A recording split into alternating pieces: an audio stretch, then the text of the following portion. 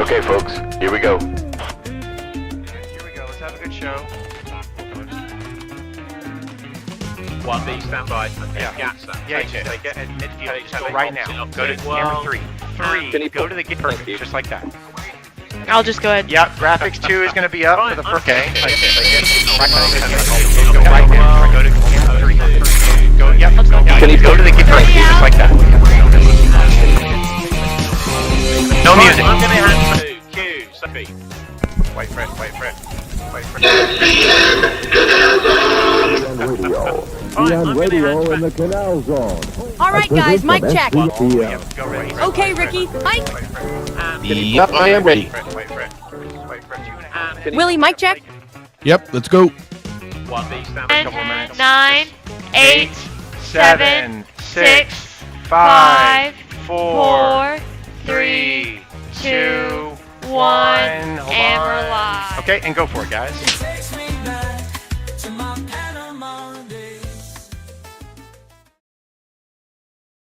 To our Panama Days indeed, which is what we do every Friday night. It is 8 p.m. Eastern Time. It is 5 p.m. Pacific Time. And it is now, of course, 8 p.m. Panama Time or Canal Zone Time. So here we are. Ricky, how's it going, man? Happy Friday, Hey, dude. what's it going? All right, guys. Welcome back to our show, guys. Our weekly podcast, better known as the Happy Hour at the Balboa Yacht Club. Guys, this is a podcast we put on every week. You know, Willie and I, we love doing this for you guys.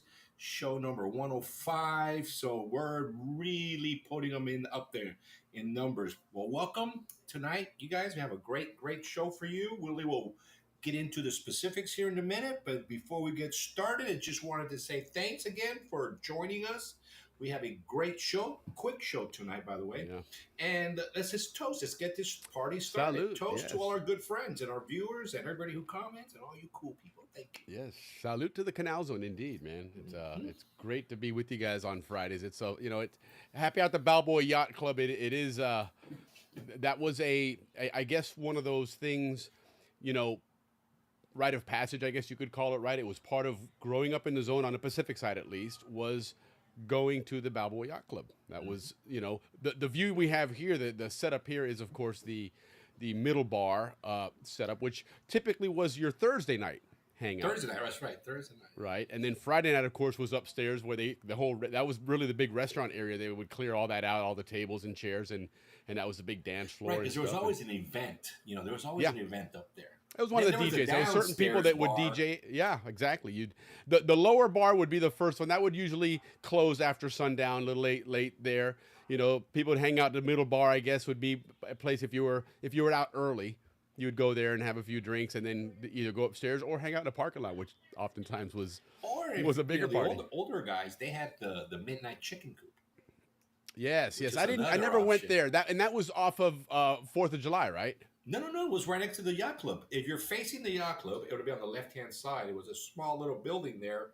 And according to some of our sources, a McGinnis he partnered with somebody and they built that just to give the Canal Zone people another option hey Vern, another option to for people to go out, because according to our source, I can't say names because he didn't give us permission, one of the reasons they put this bar was because all the Zonians were getting in big trouble when they were going to Panama to party after the Canal Zone bars would close down.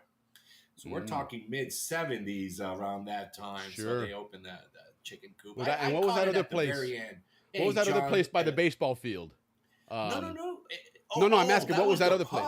That was the pub. Yes, that's right. That was the pub, and that was there before or at the same time. But my age group, we didn't party there. We were still too young by a couple years. Right. Okay. So I would say like the 76, 77. Yeah, Slater talked about that place. They played there. Viva played there. Yeah, Viva played there, right. And but yeah, the chicken coop was quite cool. You had to be really cool to get in there because that was definitely the older guys. Yeah, to be the who's who of the zone. School. That's funny. But yeah, welcome to our show, guys. This is our bar. We love it. that's- We finally got all our backgrounds correct, and we look like we're actually at the bar. Yeah, we're right sitting next behind to the each bar, other. you know. But we're actually on opposite coasts of the United States. One's on the Willie's in Florida, and I'm in San Francisco. It's amazing technology nowadays, man. You know. all cool. And then when we had Coach Bales on, he was walking around his backyard, his son's backyard, in Japan, somewhere in Japan. I forget where it was, but. Walking around, of course, it was daylight. that guy Yacht, they went right from the jungle to the boat to our show. Yeah, right. How about that? We pulled that off too. That was amazing. Yeah, we got to talk to him before he went on Alex Jones. You know, we got him. Yeah. I mean, Captain Eftimitis had picked him up and Matt Tomlett, and literally an hour after that they were on the boat. That's the reason why he was on our show, is because of the connection with Andrew Eftimitis. Yes. And we just took the advantage of having him on our show. But still, at the time, Willie, if you recall, we were talking about Darien Gap, because that was when the immigration was a big issue, was a big deal. So, I mean, it wasn't very Canal Zone, but we took advantage of that. No, but it was something that was in the news all over the zone in Panama and everywhere. And it was a good show, man. He's brought a lot of viewers. Well, anyways, guys, we have a show about the Atlantic side today. We're going to be talking a lot about the Atlantic side, since Atlantic side's been, everybody's been talking about it. Especially the recent celebrations. November 4th was a big. November 5th was a big day for the Cologne. Sure. Their mayor has been on the news a lot lately too. But we'll jump on that in a minute. And that's something interesting that's going to be. And which Vern just chimed in and said hello, but I quickly threw on Catanzaro's message there because Ricky was talking about the chicken coop. So I'm like, okay, look at these great minds thinking alike there. But John and I went there. That's why him and that's exactly. what we go with. So you him guys, and Jerry and Gerard and Marco. That was. I don't recall that place. So maybe it came and went, kind of quick. But I think maybe 5 years. Yeah, well, that kind of makes sense because I'm class of '86, so that would be about right. Yeah. By the time I was a senior, they weren't there. They were there until about my junior or sophomore year. Yeah. Makes sense. Yeah. But no, what I was saying is that Vern's going to come on here in a little bit, and with a lot of the news recently with the new ports that are going up and stuff. So we're going to talk to him about what those areas are now, and of course look at the map currently, and he can tell us what that used to be. But I always have these questions, especially, we're getting around Thanksgiving, and most of the time, of course, Thanksgiving, everybody ate at home. But if you didn't, or during, prom or Christmas formal or things like that, Panama City had a lot of great eateries, a lot of places you go to eat and everything. And again, I don't know a whole lot about the Atlantic side. I certainly don't poke fun of it like Ricky does, but no, I don't. I always wonder, what do these guys do, as far as where were the places in Cologne? Maybe was there in Panama City, for example, there was some areas there that were considered places that you would go. For example, food. What was an area for food? It was like Via Argentina, right? Had a lot of restaurants. That was kind of a well-known area there. O Barrio always had a lot of restaurants and the movie theaters and stuff. Of course, Avenida Balboa Avenue had a lot of restaurants there and stuff. Restaurants. Yeah, and so I'm wondering what the Atlantic side was like, what Cologne was like, when you were outside of the zone. Kind of like what Ricky was saying just now, that Zonians were getting in trouble because the yacht club closes and they still wanted to party, and so that's when they decided to set up. Go to Panama, and then just get a bunch of too rowdy down there. So it'd be interesting to find out what that's interesting all about. To ask him, like, did they have a Napoli's or Yeah, exactly. Because again, there's Napoli's. That's one of those places where I don't care how long you lived in the zone. If you lived on the Pacific side, you had to have frequented Napoli's at least one time. You had to have been there at least one time, because I think everybody's been to Napoli's. So what is the Napoli's of the Atlantic side in Cologne? I guess it would be. But anyway, let's say hi to some people. Yeah. Richard's on. Good to see you. Hey, good to see you, Richard. Buenas. I saw something, speaking of guests on and some of our Panamanian guests as well. Nodier Garcia, who's been on quite a few times, he has that PRR history, Panama Railroad history, on Facebook and on Instagram. and he's been on the show, and he he has a childhood association with the railroad because his mom worked on what was it, Barra Colorado, wasn't it, the island, I guess, for the Smithsonian, and so she would take the train every day, and they would get off, I guess, in Gamboa or whatever, and then from there, do their thing. So he always had this connection to the railroad, and he's made it a kind of a hobby or a passion of his to put that out there. And today He's I like saw the him. historian, yeah. He and a really good one. I mean, he put some really great stuff. It's really cool that he also, there's a lot of images out there, and a lot of people use images of others out there, and the nice thing always is to give people credit, right? And he always does. You see at the bottom there, because I noticed today he had some CZ Images stuff on there, which is a great website to get a lot of Zonian images. But Yeah, they were PRR History. yes, on Instagram and on Facebook, PRR History, Panama Railroad History, a great channel. And today's focus was on the rail cars, the ones that all of us grew up riding on, like, for example, for Rams football going to the Atlantic side. They were that gray and blue color, right? The light blue and a little darker shade of blue or whatever in the gray. And they mentioned it. He was talking about where they got those from, and I believe it was from Philadelphia. In fact, let me see if I can pull it up here, but it was really cool because I think they got them in 66 and 67. They decided it was time to upgrade the rail cars because they still had the same wooden rail cars from when they first finished the canal. So those things were going on 40, 50 years of using them, and so he they decided in 66 or 67 was the time to upgrade that railroad and those rail cars. So it was cool because there's pictures there of them unloading them in Cristobal off of the ship, and let me see if he's got it here. Oh, no, that's what I got to type in. Yeah, and from watching his stuff, I also learned that the last trains that we had were sold to Mexico, which are now being used for that railway that goes across to compete with the canal. Yes, absolutely. And here, check this out. Let me see if we got it. Yeah. Leaf. So there it Yeah, is. those are the Remember, trains and that we knew. they upgraded them for, of course, the bicentennial. They went to red, white, and blue. And remember seeing that, and you can kind of see the fresh coat of paint on the Panama Railroad sign on the side of that there. In fact, this here, I would assume, looking at the background there, right? You can see between the building and the locomotive, that looks like water out there. I'm wondering if that's not, and let me go ahead and full screen this thing. But I'm wondering if that isn't, is that going towards, I mean, it's three sets of rail lines or two sets of rail lines there. Would that be on the Atlantic Yeah, I side? read There was a that, 'cause it curve looked around like- a station in Gatun, Yeah. but I don't think it was water on the back of it, though. Yeah, I read up on that with that specific picture. I just got to. That's because I was the same thing. I was going, where is that? That's Okay, interesting. And look at this. This is I think heading towards Pedro Miguel, maybe. Oh yeah. That's the Pedro Miguel locks, maybe, and the Miraflores would be just behind them because it's on the. Look at the hill. Yeah. Yeah. Okay. And see, that's the original. That's the colors when they received those rail cars, was that gray and light blue color there, And here it is, an earlier photo in 66 or 67, I guess, when they first got them. But That's again, that what was we grew up with. Yeah, exactly. And that one there, obviously, you can tell that's the Panama station. Our backs would be facing Frangipani Street.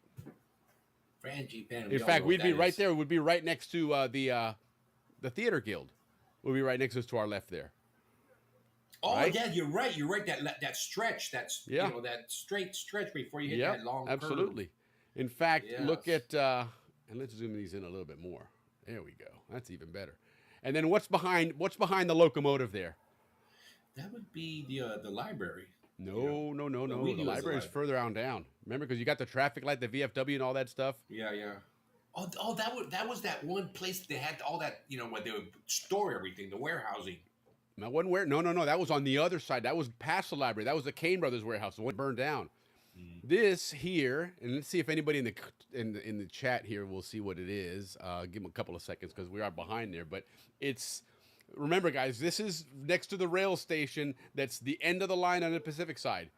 In starting moving after the 50s and 60s, right when they got rid of the Panama stations in off of Central and all that. So Frangipane's behind us. The Theater Guild is right here to our over our left shoulder. If you're the person taking his picture, and what Ricky was saying before, the library, which at one point was actually the airport before Tucuman, was further down to the left there.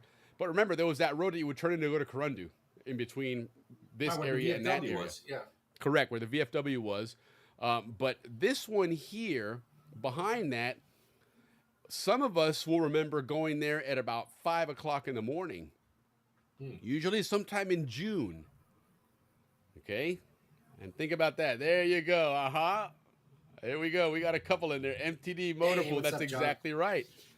That's where we. Motor pool. You're right. They had that. They had their own little entrance and everything. That's where all the CC, trucks, the Comodo. buses, everything that was in the zone that was a Yes, vehicle. you're That's where they right, kept them. you're right. And that's where we met up in early June to go, To go and on our trips. home yes. leave. Home And we'd leave. get on a bus Yes. and go to Tucuman. Yeah. So. Como no? Wow, man, So anyway, I'm that's forgetting. and here they are, guys, and this is them unloading it off of. Let's zoom this one out because we were zooming a little too far, but that's in Cristobal, unloading them onto the rail car. And check this out, they have them actually, the I guess what do you call them, the buggies or the wheels, whatever you call them on a rail, are obviously they come disassembled. I guess you don't want those things rolling around on a ship. You know, those things are pretty damn heavy. Yeah, makes sense. But yeah, so that was them, and then obviously this is the Guardia Nacional there. So this is now certainly later on when this had all reverted over. And then of course, as we learned, the Panama Railroad that we knew ceased to exist and ceased to operate in what, like 1990 something, 96 or something, I yeah. think it was, yeah. And Again, I learned it from his site. Yeah, exactly. And that now, if you're going to take the rails, if you're going to take the rail cars, or if you're going to take the railroad from the Pacific side to the Atlantic side, the main station now for passengers is in Corozal. Corozal, right? Yeah. Which is the last station, right? There's no more Correct. going towards Correct. Balboa. Yep, you got I it. mean, there is, but it's a commercial transportation. Yeah, well, and the rail line that's at the end here, where it used to be in Ancon there or Panama, it's just the remnants of the building. You know, the tracks have been all ripped out of there and everything else, so all that's gone. You know, so. Got you. But Yes. yeah, so that was kind of cool that they replaced those in the '60s, and yeah, so there they are. So that's PRR history. Look them up on Instagram or on Facebook. It's Nodier Garcia. Great site. There's a lot of stuff there. If you want to look at anything and go back to the days of the zone and the Panama Railroad, you know, he's got some fantastic pictures and articles and stuff on there. He's really is a fan of the Panama Railroad, and he does them well, man. He definitely represents them well. So that's the mail car where the conductor. Yes, that's right. That's what that was. Yeah, that was cool, man. That was cool. It's cool to see those articles and you know. Yeah, and this is great to see that railroad still thriving as it is. It's a major attraction for visitors that come to Panama. And it's great to see Panamanians that are looking to step in and grab that history and run with it. And grab it, right? There's like a couple of well-known people that are doing history, talk about the history. Once on the Atlantic side, we're trying to get Ralphie because I think Ralphie knows him, to see if we can get him on the show, talk about his experience with the railroad. Yeah, well, let's see. Maybe our guy at PRR Railroad can help us with that. Yeah, well, you know, that's going to be, I mean, you know, with his fascination with railroads, and certainly he's made the rounds and has a lot of connections, I would assume now, and, you know, he's kind of recognized as that railroad historian.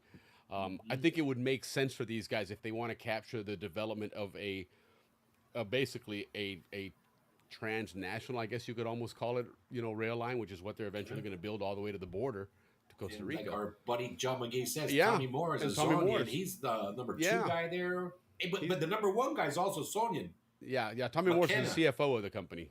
Yeah. Good guy, class So of the '87. Zonians are running this railroad. A couple of Well, it's an Zonians up American there at the company, top. right? It's they sold it as a private enterprise, you know. Right, then the entity. Canadians bought it. Right now it's Canadian. And then it's being sold, and I'm not sure if it's gone through, but we've talked about it in Bochinche, to Merck. I think Merck's buying it. Oh, that's right. Yes, yes, yes. Consolidated moving containers, and that's really what the crux of the Panama Railroad is now, is moving containers And that back new and highway forth. we talk about a lot. Yeah. So It's they moving might as well, stuff from they've got one ships side to going the through other. the canal. They might as well put stuff on the rail cars as well. The only thing they're missing is the highway. And truth be told, if they get involved with a port somehow, they're going to be moving containers across the highways anyhow, which guaranteed is going to happen as Well, well. ACP knows they just can't keep building locks. I mean, they could, but that's just not, the way The forward. cheapest The way forward alternative is to add more trucks. trucks. The trains, second one is rail lines, and the third one gas is ducts. canals, right? And so Trucks, the cheapest.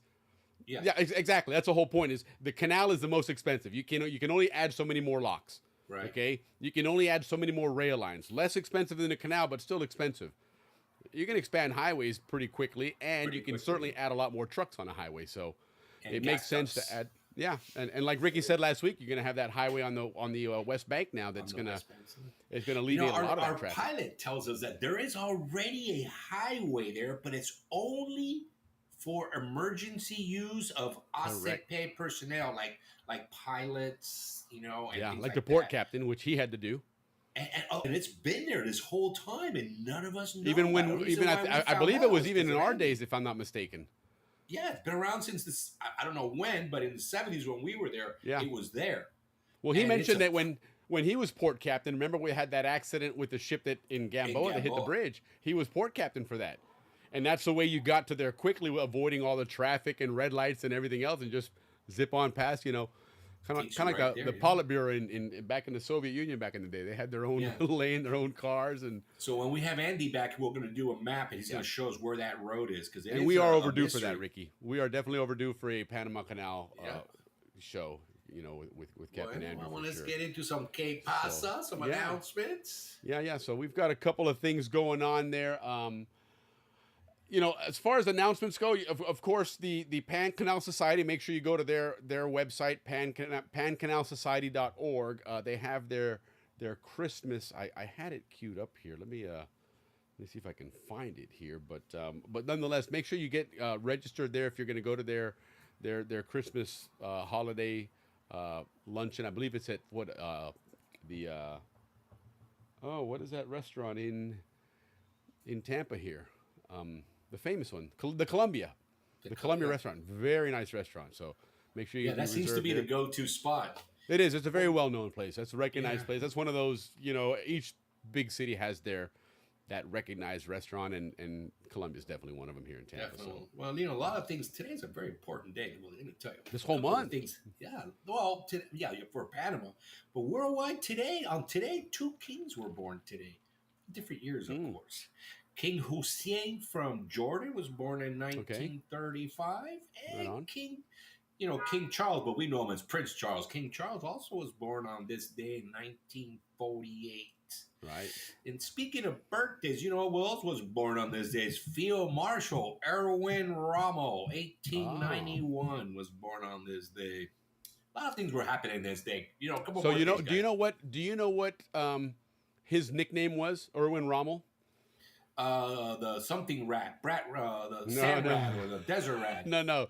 The Desert Rats were the U.S. combat guys that, Oh, that was a show, actually. and that was off of a show. Yes, they might have been a squad there, but Yeah.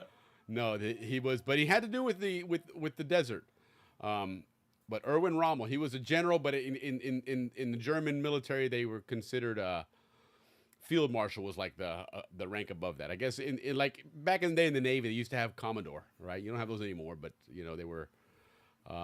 But now look at that, nickel wings. Yeah, nickel wings were good back in the. Listen, Casey Scove used to go here in Tampa. There was a bar in Tampa. They used to have nickel wings, and used to have nickel beer night. Right And you on. show up there with about $1.50 and change, and you sit at the bar and you get hammered on the cheapest, nastiest beer there was. But that was nice, man. You could get drunk off of $1 and change. Like going Yeah. back Then to on Panama. this day in 2001, you know what ruined it for all the beer drinkers? Xbox was introduced by Microsoft on this day in 2001. So what's Yep. X? I know I bought it. I was an Xbox fanatic back in the day. And Xbox has come a long way where now they even have your whole Microsoft Flight Simulator. You can put that on Xbox and hook up all your controls it's and stuff. ridiculous and now. yeah, it's And the last thing, I got a couple more cool things that happened today. You know how the stock market's like, what, 32,000, 36? I have no idea. it's way up But there. back in 1972, today, It hit for the first time ever 1,000. Oh wow, look at that. That's amazing. It's amazing how those numbers change, and and back then 1,000. Oh my God, incredible 1,000. And I was like, wow, we're rich. Yeah. And last but not least, what happened today was Apollo 12 took off to the moon. And the reason why none of us know about Apollo 12 because it was the second moon landing. So cheers to those guys, Charles Conrad, right, Alan Bean, and the famous Richard Gordon. Cheers to you guys. Salute. And think about this as well. Right, you have Apollo 11. Now, obviously, that's the moon landing, Neil Armstrong and company, and of course, the most bitter person in the history that had to sit up in the lunar module up there and says, "Man, I got to do this whole trip, all this danger, and I don't even get to land on the moon. You got to sit and circle the moon up there, man." Who was that? Was it? It wasn't Buzz Aldrin. What was the other guy? Know, it was Michael Collins. Michael Collins was the third guy. He's the guy that stayed up in the capsule there. Yeah, the right. But then you had Apollo 12, and right, you're thinking, okay. Like you said, it's the second one, so it's not nearly as famous, But even if it had any kind of fame, how quickly did that fade away when the next mission came out, which was what? The 13, right. Apollo 13. That one. Yeah. And that got all kinds of fame and everything for that. So all of a sudden Apollo 12 was like, dude, you don't even talk about that. I know, the forgotten guy. That's why I wanted to mention it tonight. When I saw that, I'm like, you know what? We got to give these guys a cheers. Because they're sandwiched in between the two famous ones, man. Yeah. It's like being the second. I'm the second child. You're the second child. Oh, I know that feeling, brother. Absolutely. Oh, that's hilarious. Well, cheers to the Apollo 12. And then I got Romy and the twins behind me. I'm like, I'm the least... I have to remind them I'm in the family. Well, and interesting, talking about rockets and everything else. Yesterday the blue goose, like whatever it was. I got stocks in that company. What's the whatever Blue Horizon, whatever the rocket went up yesterday, which is going to Mars, and they landed the booster, which was only the second company that's actually recovered what they consider a large booster, because this was for a big rocket. This wasn't your normal, like the ones for your Starlink satellites. Correct. And speaking of a fellow Zonian, Kathy Kessel, her son works for this company that was putting that rocket up in the air. So congrats to them to get that launched. And people have been talking about this spaceship out there, right? That 3 Atlas, whatever. And they're like, oh, they're gonna invade us or this and that, right? Yeah. So they go around the sun. Most guys took off faster than you can blink an eye, man. They flew by Earth, and they just tuned in the news here, and they're like, we're out of here, man. Never mind. They were out of here so fast. We haven't even heard a beep about those guys. 3 Yeah, Atlas. they went to the sun, refueled, and got the hell out of here, man. Like, we're not messing with those crazy guys down there. They're like, reporting. You're like, trust me, you don't want to know. Trust me, these guys, it ain't worth it. It really wasn't worth this trip. All right. So, moving along. What else we got, Willie? Well, more recently than years ago, and happened today, and actually happened yesterday though. But very interesting soccer. Next year is the World Cup.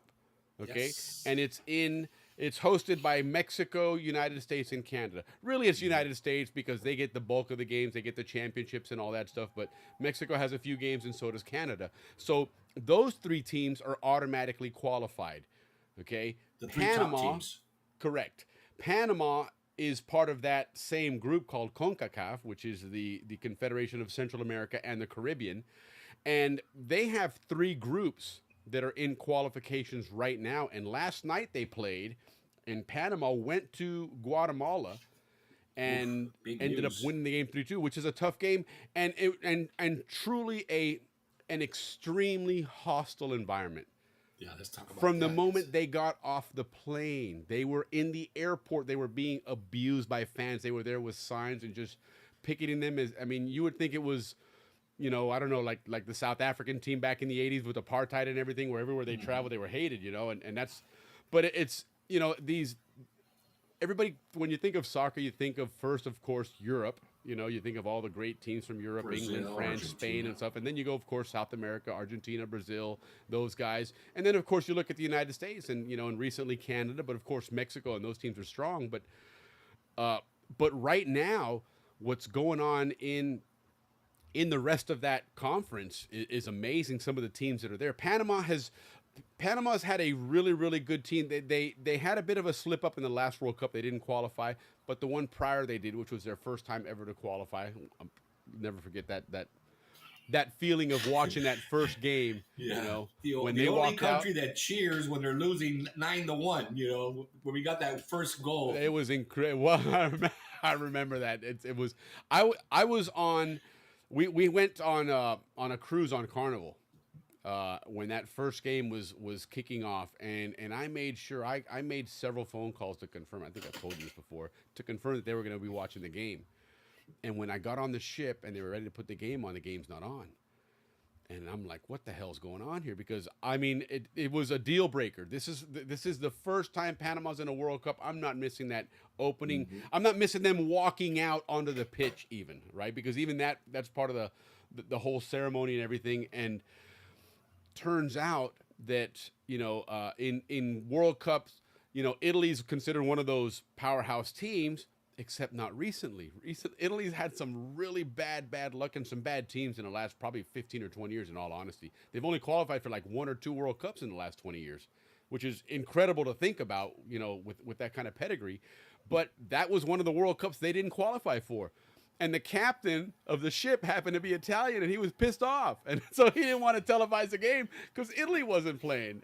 So long story short, we raised a lot of cane. I ended up getting a whole free internet package out of Carnival so I could stream it, you know, onto my phone and go to my room and cast it or whatever. But it was interesting, you know, to see Panama play in a World Cup, even though, like Ricky said, they got their asses kicked. But you know, there's 200 plus countries in the world, and they were amongst the best of the best. So it's like, you know, 32 best, yeah. Yeah, you know, you think of the worst team in the NFL, and you can laugh at them, but you know, if you play on one of those teams, dude, you are still an NFL player, right? You are still amongst the elite. You know, the few that get picked out of the literally hundreds of schools that have college football, and all these players are vying for a spot in the NFL, and you get picked. So even if you're you know the Cristobal Tigers of the NFL, you're in the NFL, you know, and the Auburn Jets. No. So yeah, the Auburn Jets, that's even better.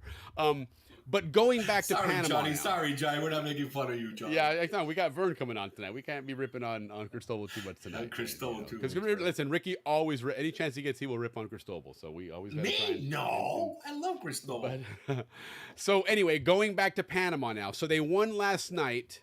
Okay, but so did Suriname, and that's what's interesting. This group here, there's 3 groups in the CONCACAF region, and what they're doing as far as qualifying goes, the top 3, the top 1 of each group advances, and then they're going to take the next top 2, I believe, and those guys are going to play in a qualifying tournament with countries from Europe and from Asia and Africa and whatever else, and to try well, that's the way it used to be, but no, now it's going to be a whole new round robin tournament. Oh, I see. Yes. Yeah, okay. So it's going to be kind of interesting, but obviously you would rather qualify now and then have time to prepare, you know, as opposed to being in a qualifying tournament, do some prep. A wild card round. Exactly. So as it stands right now, Panama and Suriname are tied, but Suriname has a tiebreaker, which in soccer, the tiebreaker is goal difference. And as you can see, the goal difference here is 5-2. So right now, Suriname has 5 goals more, 5 goals in favor versus Panama only having 2 in favor. So if they both win their next game, Suriname is the group winner simply because of the goal difference. So it's kind of odd to see because Suriname is not considered a soccer powerhouse. It's like, where do they guys come from? But that's Group A. In Group B, interesting standings here for what it's worth. Again, Curacao. When have you ever seen Curacao be a soccer powerhouse? Jamaica's they've got a good team. You know, a lot of British players, you know, play in the Premier League are from Jamaica, and even some from Trinidad. So you know they're a little bit more of a pedigree there. You know, in fact, Trinidad's more of a South American pedigree actually there. You know, Trinidad's actually right off the coast of Venezuela. I know, like 7 miles, something like that. Yes, it's amazing. It's considered the Caribbean, but it really is. It might as well be a part of Venezuela. Well, we found out why they say the Caribbean, because the Caribbean sounds warm. The Atlantic sounds cold. Now, how That's very Panama true. wants to start using the Caribbean. They don't want to use the Atlantic side anymore. The Ah, Caribbean that's very side. true. That's very So true. yeah, that's kind of the thing. So, Like, but anyway, so Caribbean. Group B then looks like Curacao right now they're ahead only by 1 point because right now it's 11 to 10 points there, and then finally Group C, which is a group where we traditionally fight with a lot of teams in. Honduras and Costa Rica are typically the teams that Panama's always fighting for that third spot, right? Normally qualifying for World Cup involves United States, Canada, and Mexico, and until recently, Canada has really not been a strong team. It's usually been USA and Mexico are fighting for the first two spots, and then usually the last spot is either Costa Rica, Panama, Panama, Honduras, or Canada. Costa Rica. Yeah. So here it's Honduras, which is no surprise there. But again, there's one more game left. If Guatemala can even just hold Suriname to a draw, and Panama beats El Salvador, then Panama's in the World Cup automatically, and they don't have to go to a qualifier. So, but Yeah. as it looks, at least Panama's not going to be eliminated until they get to that like you said that wild card tournament or whatever you want to call it. But So they're moving on no matter what because of their goals. well, just because of their wins and their record in general, they've just got it. They're Gotcha, tied for gotcha. first place. So and because of the record that they have, as far as again, just looking at their record in general here, they've got 9 points, so they should advance. Down here, the next one, 10 points Jamaica. What do we have on this side here? Yeah, see, these guys are all below. So if Panama wins their game, no matter what, they're going to be ahead of Haiti or Honduras or Costa Rica. The only one that could be ahead of them would be Jamaica, but Panama would still get, again, that second spot for that wild card. So they're looking good, guys, but Panama's looking Yeah. good for the World Cup. And it's going to be here in the U.S. So, fingers crossed, if Panama qualifies, we definitely have to do something and get a big group out to go and watch a cheer game us on. somewhere and make a Right. nice big Zonian group to go and meet together. It'd be a cool, fun thing to hang out together and then go watch a Yeah, 'cause Panama guys, World Cup we game. are a subculture of the Panamanian We are indeed. We are nationality, indeed. so man. we're part of that. It's Yeah. our team. It's part of Yeah. our home team. Absolutely. So, So yeah, that's that why would be we're a lot of talking fun. about it because we're cheering for our home team, guys. Yeah, right. So go Hey, Panama, man. Mr. Bradley, good to see you on, Yeah, like oh, yeah. always, sir. Yep. Appreciate Yeah, it. hopefully we're gonna have Jim on here soon because he's got a fascinating story about his job with the electrical division in the zone, and he played a big role in a lot of big projects down there in the zone, and so yeah, he's got a great story, and we're hoping to get him on here soon. So good to see you, Jim. I hope you Yeah, I have love this a background. great weekend here. Uh-oh, And you have the sad news ship today. going through, right, Willie? Yeah, Hold the on. ship is going through. Yeah. Oh no, Sad news today. Fantastically passed away. Burt Mead. Yes. Oh, rest in peace, Zonian. Yeah, He's sad news good. He indeed. was a good friend of the family, good friend of the Canal Zone. Yeah, Great it's a- referee. he I was. got a good story of Mr. Mead. So we were at the reunion, and he was talking about when Panama, the Kiwani Coats, scored their first touchdown, and Mr. Mead was the referee. So they were getting close. They were playing, 'cause their home games back then were at Balboa, and they weren't playing the Rams. They were playing somebody else. But the thing was that they were getting close to the goal line. It was like 4th and 1, and they actually didn't score. And Mr. Me went this much, but the Panamanians thought that was touchdown Put his hands because up. the hands went up. So they all jumped. The whole stands, everybody was jumping up and down, and for happy for their first touchdown. So he was like, they don't have it. Yeah, don't The stir that pot. Mr. Reed told us, yes. That's So fantastic. God And bless you, Mr. Reed. Yes, rest in peace. And I'll tell you what, Rest I've got in a funny peace story with the rest about of the him as guys well. up there. He Yeah. when we were doing that Rams reunion last reunion, not this one just passed in 25, but in 24, we did an actual Balboa Rams reunion at the Canal Zone reunion in Orlando, and a lot of people came and stepped up and shared their memories and their thoughts and stuff. Remember, we even had Kopsky from Albrook Jets. We even had what's his name from Cristobal. God, I'm so bad with names, man. I've always been terrible with names. But what was the coach? Coach Downing. Remember, Coach Downing was there, and he had a lot of great things to say about the Rams organization and starting that league and everything. And I remember talking to Bert, asking if he would speak, and just say something about his memories of it. And again, God bless him. He respectfully declined. But the reason he declined, which is kind of you can kind of chuckle about it now, was that he was so hell bent on being viewed as neutral that even 40 years later, he didn't want to say anything favorable about one team versus another, and so Right, because he was a referee. You're Yeah, right. Even so though he- he's truly a Balboa ram. but he truly wanted to give that appearance of being completely neutral. So, even 45, 50 years later, to be like, hey, the Rams were great. We'd be like, oh, you see, you were biased. And so Yeah, he was like, I'm really sorry I can't. Yeah, because I Mr. just- Morris too. He had to also do the neutral. Yes, Kenny Morris yes. and But Burpee they were all for the Balboa rest. folks, man. And Yeah, that was the beauty of it. We were all lived in a small community. So outside of the military bases, it was everybody that was there involved was, my dad, Canal's on police. He was the player agent. He's the one that weighed players in.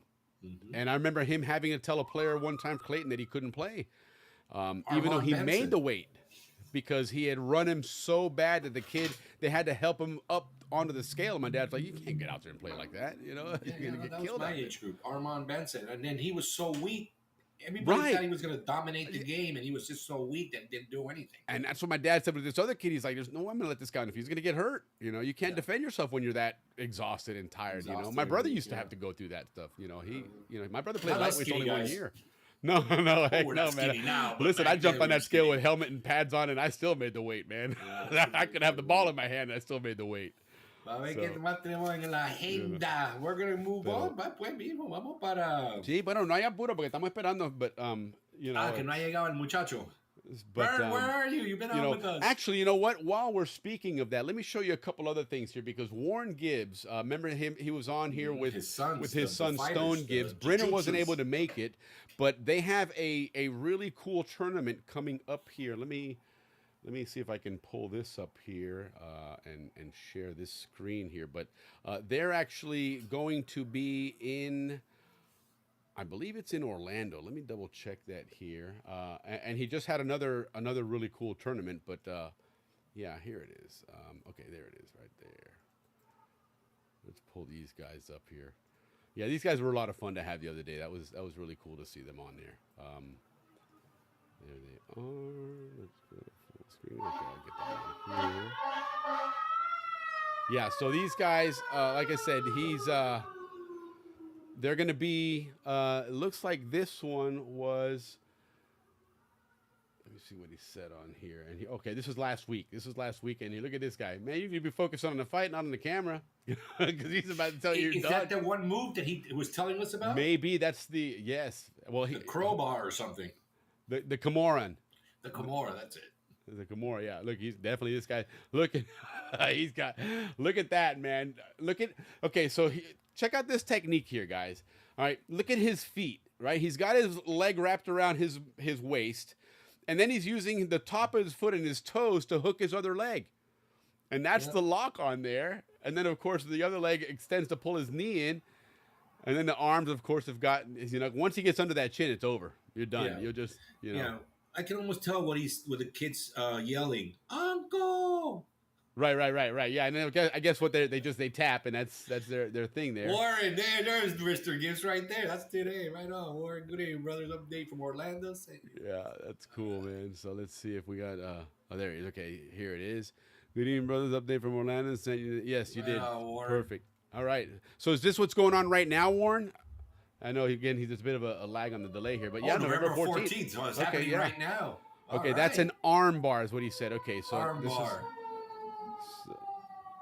So that is this an is happening arm right now. bar, Our okay. Zonian grandkids whooping Yeah. some. Mm-hmm. You know what? Absolutely. Well, and again, they're very proud of having that Panama flag, and they There it display is. that every time, man. So very, very cool. Yeah, There it November is. 14th, They Orlando love Open. it. Right on. Representing. So as we speak, they're doing their thing out there. So all right, let's see what we got here. Oh, Vern can't log on.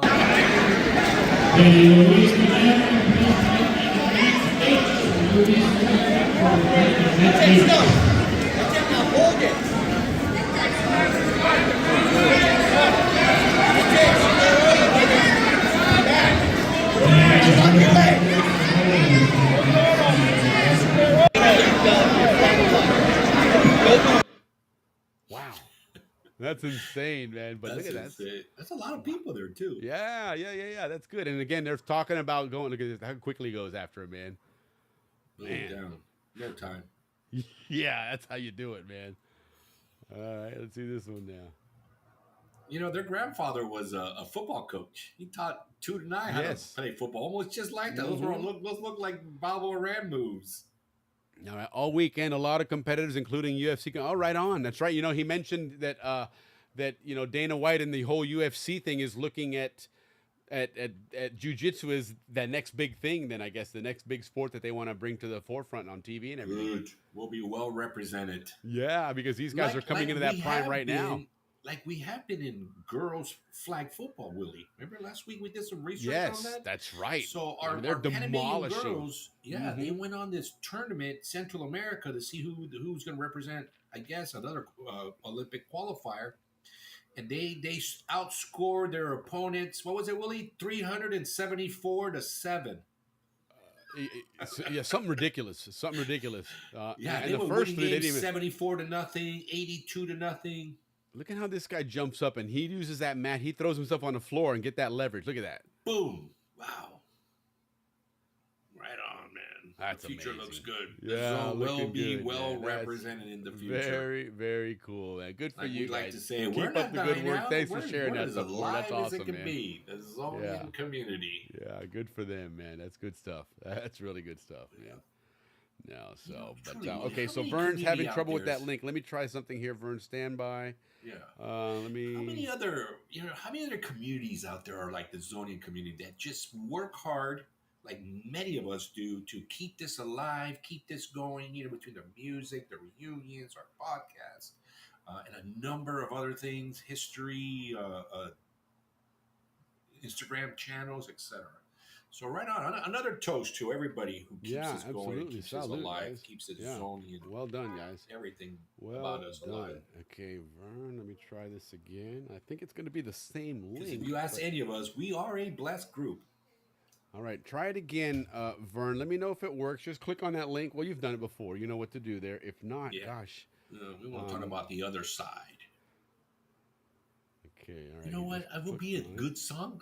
The other side of the moon. What's the name of that song? Dark Side of the Moon? Dark Side of the Moon. Not that they're dark side, but still, that'd be a good entry song. I just read, that's interesting you say that. I just read yesterday an article about, so Dark Side of the Moon, right? In that album, they have that one song where it's basically an instrumental with that girl just doing that whole wailing thing, right?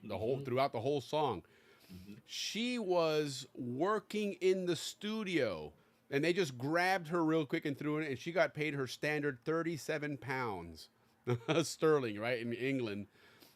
And that was it.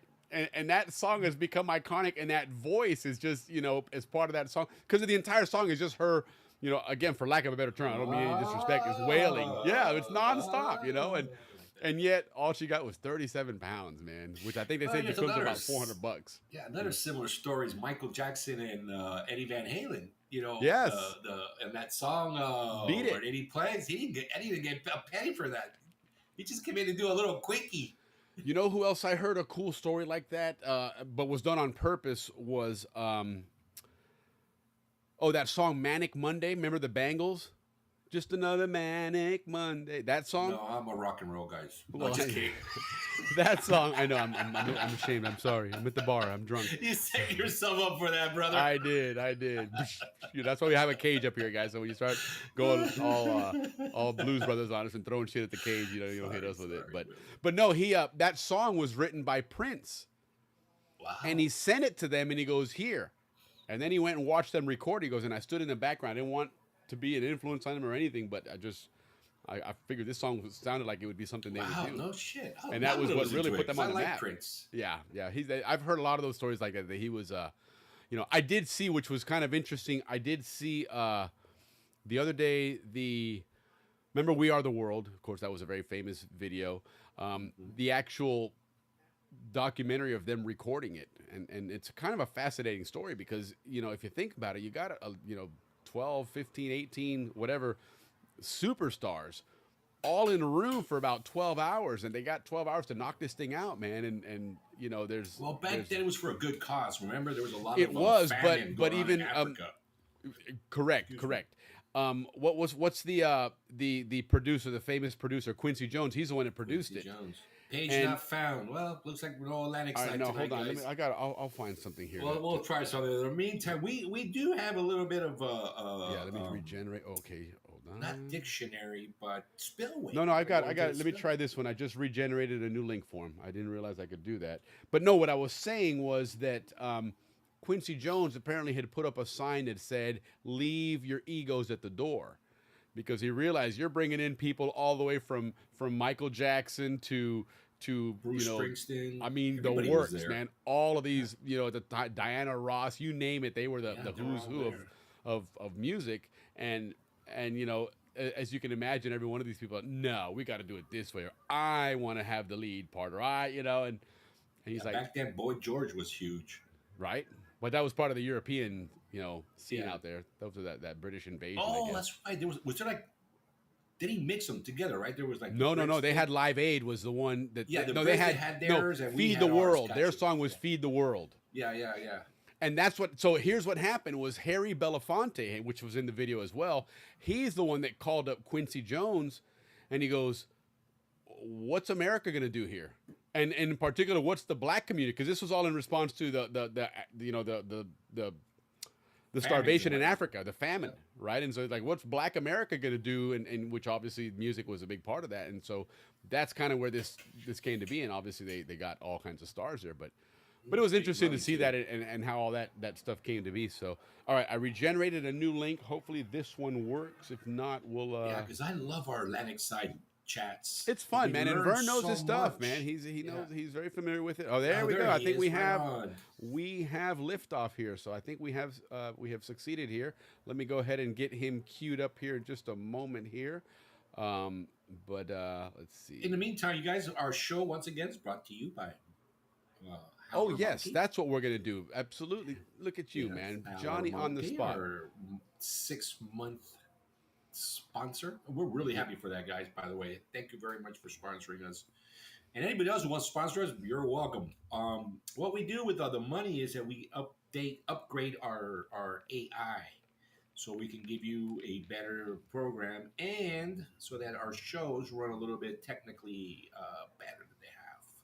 Well, and even just I mean, all of this stuff costs money. It's not free. So we, So we do have to- appreciate all the sponsorship. We do, guys. but And the yeah, show Howler you guys Monkey have Sauce done well. is it's two Zonians, okay, Conan Herring and Tommy Ellis. They've got a fantastic hot sauce. There's 4 different flavors. You can see one on the bar there, the Amarillo. That's my favorite. But they have the original sauce. They have a green verde sauce. They have the Amarillo sauce here, and then they have a hot one, which is got the extra heat to it. But they're not burning hot, okay? And I say that only because there are some hot sauces out there, guys, that they pride themselves on being the hottest sauce out there. In all honesty, I can probably go as high as maybe like even mango habanero. Okay, mango habanero is pretty damn hot, and once you get to that point, it's not even about flavor anymore. In fact, your taste buds are pretty much dead at that point. So, whereas this one, it gives you that tingle, that sting heat, or that tingle, right? but with you flavor. taste it. Yes, with taste, flavor. with the flavor.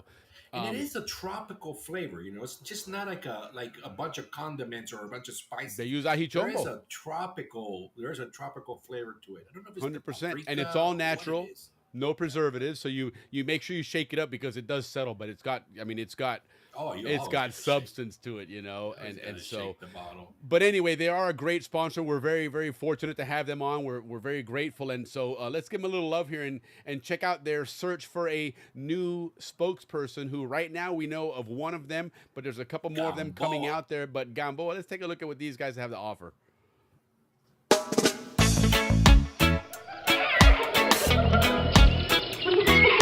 Howler Monkey Sauce sent me to the jungles of Panama in search of their new spokesperson, and let's see if we find them. Hey, listen, you don't need to keep looking for a spokesperson. You found me. I love this Howler Monkey hot sauce. Wow. Okay, and what's your name? They call me Balboa up here in these trees. Roll camera and action. This one, the Amarillo, is going to be amazing on chicken. Trust me. Do you know a howler monkey who can describe the sweet heat of our original with authentic ají chombo peppers, or the fresh punch of verde where habanero warmth meets crisp bell pepper?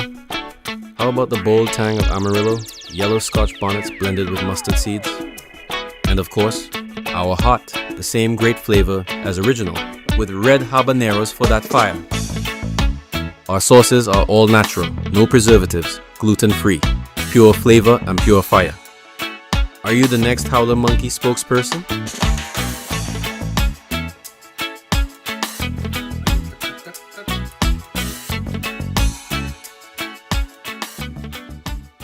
All right, there you go. Uncanny flavor. Yes, indeed. And again, my favorite is the Amarillo. That is a fantastic one. They are available on Amazon. If you're in Florida or anywhere in the Southeast where you have a Publix grocery store, I know they're at Publix. I don't know which other ones they're at, but you can get them on Amazon. You can order the whole 4-pack of them. Holidays coming up. You got a lot of good eating. Make sure you get it flavored up right with some Howler Monkey sauce, because it's some amazing sauce, and give some Zonians some love, man. So, but anyhow, Vern Couturier, our Hey, guys. Atlantic side correspondent. Welcome back, man. Hi. I love the background there, man. What do you got there? What kind of fish you got in there? I have an angelfish. I have some mollies, some tetras. There's a few catfish that have decided that they would rather hide than be shown. Yes. They hardly come out, I swear. And a lot of snails. Yes. Yeah. Well, they keep the tank clean sometimes, but then every so often you notice that little pattern there where they lay the eggs, that they stick them onto the glass. I remember growing up, we had a lot of fish down in Panama. You know, something really cool. In the interior, like in El Valle and areas in there, in the rivers there, a ton of swordtails. And they were wild swordtails. So they had that kind of the greenish color with the kind of the stripes on them. They weren't like your orange ones and your aquarium ones from the store-bought ones, and they were usually pretty big. The males were pretty good. No, I was hoping that sometime during the time that you would actually talk about fish, because this has been a hobby of mine since I was about 7 years old, starting down in Panama. Well, we're going to have to do that then, because, and I'll bring my dad on for that one, because my dad was very much a fish aquarium hobbyist himself. We've been to so many places in the interior and caught tropical fish. We used to, when we would fly back to the United States, back to Panama on home leave, we would always stop in Miami, and there was a fish store that wasn't too far from Miami Airport. And we would go there and they'd get them. They'd put them in the bag and they'd fill it up with oxygen. And it was good for 3 or 4 hours, which was enough time to get home and put them in the aquarium and just have, a different species. And I remember in Penonomé, the rivers out there, the plecostomus, right? The suckerfish, those things are like 5 and 6 feet long out there. Oh yeah, no, they get huge. Yes, they get huge. Yeah, how big those are. I don't have one of them in my tank. I could. But the problem is that they get big, they get aggressive. Yes. And I've experienced that where they've killed my other fish. Yeah. Yeah. We ended up going, there was a place in the zone right by Corundu Junior High School, the Chinese market. They had a little Chinese market there. Right. And they sold some tropical fish there. And really? That I didn't know. Okay. In the back, there was a little back area there, and I bought 2 piranhas. Yeah. And this is when I was living in Los Rios. We actually, at that point, had built along the side of the house a bunch of fish pools out of concrete. And I had one of them was about a 4 foot long, maybe 3 feet deep, and maybe a foot wide. And I had 2 piranhas in there. And they ended up getting pretty good size. It was cool, man. It was interesting. But yeah, we'll definitely have a fish show here. But that'd be cool. Yeah. Hey, going back to, you were talking about the railroad earlier. Yeah. And one of those pictures, I don't know if you caught my note or whatever there, but the one that you said, the double track, and there was a building in the background. Okay. That building, on the other side of that building is where all the tugboats parked for Gatun. For the lock. Okay, so it was in Gatun then. Okay. It was Gatun, right? And then right next to that, if you had been able to pan to the right in that picture further, was where the boat launch was. And if you did the Cayuca races and so forth, that's where the Cayucas came out of the water at Gatun. Perfect. So that's give you a reference. So that's where that area is. Yeah. Okay. Cool. That's cool. Good to know. Well, we're Never going to look know. at the map here a little bit later. So We'll show you on the map because we're going to pull that up here in just a bit here to talk about that. So cool. Well, let's, one of the things we wanted to talk to you about, a couple of different things that we want to kind of pick your brain about, this was, and thank you for jumping on short notice because it kind of was thrown in, last minute, but, yeah, you got me nervous here, so just so you know. We're not going to put you on the spot here, and Ricky promised not to rip on the Atlantic side so much, so we should. Oh, you can rip on them. That's all right. But You're tough. There you go. Right on. No, the two questions were, one was Cologne, right? Mm-hmm. Cologne, from my viewpoint, and I don't mean this at all, honestly, I don't mean this at all disrespectful, but I look at Cologne as a smaller, more poor city versus Panama City. Oh, most definitely, yes. Okay. Yes. And so from that standpoint then, right, we were talking earlier on the show tonight about places you go out to eat, right? And there was a couple different areas that were known as the eateries or the shopping areas or whatever. What was the deal with Cologne? Was there those areas there? And I imagine probably smaller, but... I do not remember us ever going into Cologne, the city, to a restaurant other than the Hotel Washington. I went to the Hotel Washington a few times, and they had a restaurant in there. And that was kind of right next to the zone, though, right? Wasn't it? Well, that was out right on next to the bay. That was right out there on the bay. Cologne to get there. So you had to travel all through the heart of Cologne to get there. Okay.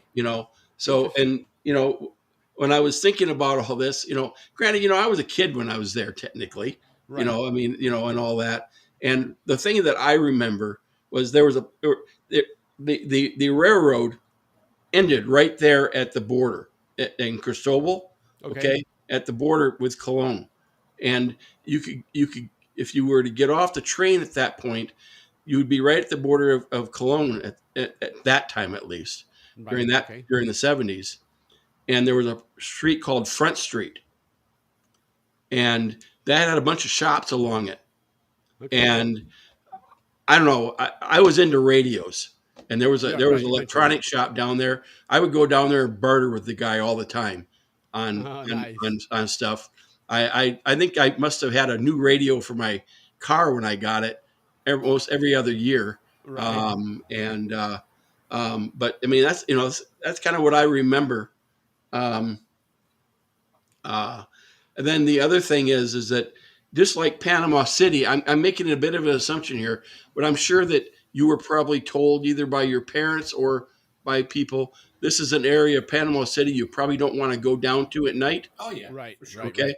Well, Cologne was like that also. There were areas that you were warned, don't go traveling through this particular section and so forth. Right. So prom night, right?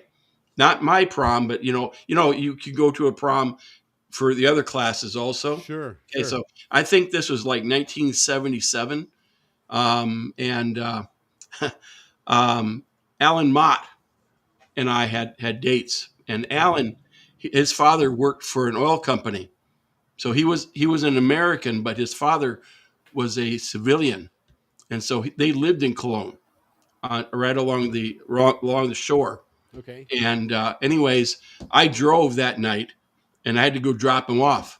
Well, we're driving the area that we're supposed to be able to drive through and so forth. I end up with a flat tire. Oh no! Of course. This is at 11 o'clock at night. Yes. At night, no lights. I mean, this was and all that. And I swear, Alan and I, we changed that tire so flipping quick. We were so worried. You're like, I don't need 3 lugs. Come on. We already dropped our dates off. Our dates weren't in the car. It was just him and me. Oh, good. But good. But yeah, that was kind of scary. That's funny. All right, so looking at the map here, okay, and this is what's interesting about the Atlantic side, because unlike the Pacific side, there was a clear distinction between what was Panama and what was the Canal Zone. Right. And one was on one side and one was on the other. And it kind of went that way all the way north along the canal route until you got here to the Atlantic side. And so real quick here, just on the labels here, you see Cristobal, you see Cologne, you see Cocosolo. Okay. But Cologne is Panama. And that's in between Cristobal and Cocosolo. Right. Right. And am I correct to assume then this is part of the Republic of Panama, and this Yep. is Canal Zone, and this back in the day, of course, this is Canal Zone, and this is Canal Zone, right? You got to go back further as far as before World War II and just after World War II, up until 1955. Okay. That upper area of Cologne, so that area up where the Hotel Washington is, where the high school was, or is, I mean, the high school building and so forth, that was called New Cristobal, and that was Canal Zone. Okay, and now where on this area here that we're zoomed in, where's Hotel Washington? I don't. Can you zoom in a little bit more from the very top portion? Keep going. Okay, stop for a minute. Okay, go to your left. See that blue? That's a swimming pool. The Hotel Washington is right there. This one here, this big Yep, building that's here? the Hotel Washington right there. Okay, that building. cool. Ah, there we So go. right on the water. Nice. Oh yeah, yep. We have through in the 70s, quite a few of the classes had proms and or home, celebrations and all that stuff at the Hotel Washington. We would go there for some of our proms and so forth. Interesting. Okay, so now we've got So that sort of mark like on the there, so- Tivoli for us. Yeah, that's what I was going to say. Yeah, it kind of, it would have been that, the only difference is that the Tivoli, and you can correct me if I'm wrong in this, because I was only in the Tivoli once in my life, as I remember. That's at one least. more than me. But the Hotel Washington is masonry, and I believe the Tivoli was all wood.